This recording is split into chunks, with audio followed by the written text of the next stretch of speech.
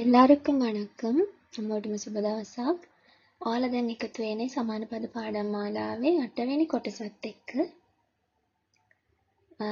ඔයා මේ channel එකට පාඩම් මාලාවට අලුත් එක්කෙනෙක් නම් තමයිල ඉගෙන ගන්න ආස එක්කෙනෙක් නම් ඔයාලට පුළුවන් channel එක subscribe කරලා notification button එක click කරලා අපිත් එක්ක එකතු වෙන්න. කලින් videos බලලා නැත්නම් මේ පාඩම් series එකේ ඒවත් බලන්න පුළුවන්. playlist එකක් වෙනම හදලා තියෙනවා සමාන පදවලට. ඉතින් ඒකට ගිහින් බලන්න පුළුවන්. හරි අද අපි බලමු අද කතා කරන සමාන පද මොනවද කියලා. අද 10ක් මම අරන් තියෙනවා. එහෙනම් අපි බලමු මොනවද ඒවා කියලා.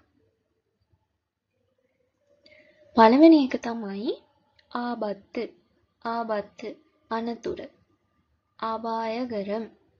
ආබත්ත අපායකරම්. අපායකරම් තමයි සමාන පදේ. ඊළඟ වචනේ දූරම්. දූරම් කියන්නේ දුර. සමාන පද තමයි තොලෙයි සේයිමෙයි. දූරම් තොලෙයි සේයිමෙයි. ඊළඟ වචනේ කුලිර්. කුලිර් කියන්නේ සීතල. කුලිර්. සමාන පද තන්මෙයි සීතම් කූදල්. සීතම් කූදල් තන්මෙයි කුලිර්. ඊළඟ වචනේ නිරය. නිරය කියන්නේ ගොඩක් බොහෝ. නිරය ඵල. නිරය ඵල. හරි. ඵල කියන වචනේ විරුද්ධ පදේ තමයි සිල කියන්නේ. හරිද? සිල ඵල. නිරය කියන එකේ සමාන පදේ තමයි ඵල. ඊළඟ වචනේ නාල්. නාල් කියන්නේ දිනය නැත්නම් දවස. නාල් දිනම්. නාල් දිනම්. ඊළඟ වචනේ තමයි පරවෙයි. පරවෙයි කියන්නේ කුරුල්ලට. පරවෙයි. සමාන පද පච්චි පුල්. පච්චි පුල්. ඊළඟ වචනේ ආරිව්. ආරිව් කියන්නේ දැනුම. දැනුම. සමාන පද ගොඩක් තියෙනවා. ඥානම්, විවේகம், කල්වි, මේදේ, බුද්ධි, මදි, පුලමේ. அறிவு, ஞானம், விவேகம், கல்வி, மேதை, புத்தி, මදි, පුලමේ. ඊළඟ වචනේ කරවි. කරවි කියන්නේ උපකරණය. හරි? උපකරණය. කරවි. සමාන පද තමයි උපකරණම්. උපකරණම්. පොරුල්. උපකරණම් පොරුල්. උපකරණම් කියන එක මේ සිංහල දෙමළ වලට සමාන වචන මේ. උපකරණය උපකරණම්. කරවි පොරුල්. ඊළඟ වචනේ කුලන්දයි. කුලන්දයි. කුලන්දයි කියන්නේ ලදරුවා. ලදරුවා. සමාන පදේ තමයි වාරිස. කුලන්දයි වාරිස.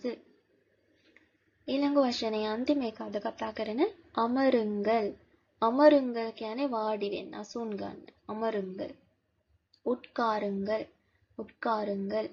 ඉරුංගල්. ඉරුංගල්.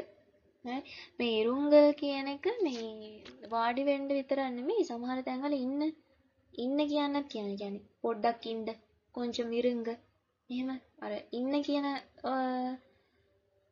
ක්‍රියාවටත් කියනවා මේ ඉරුංගල් කියලා. හරි වාඩි වෙන්නත් කියනවා.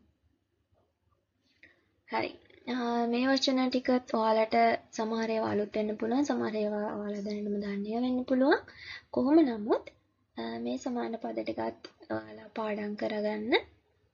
නැත්තම් වීඩියෝ එක නිතර නිතර බලලා ඔයාලගේ කනට හුරු කරගන්න, ඇසට හුරු කරගන්න, ඒ වගේම මේක කියලා කටට හුරු කරගන්න.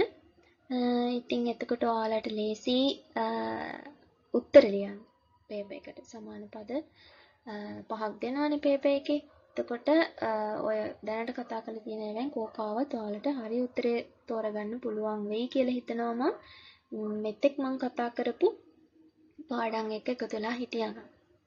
හරි එහෙනම් ඊළඟ පාඩමෙන් හම්බ වෙනකන් ඔයාලට සුබ දවසක්.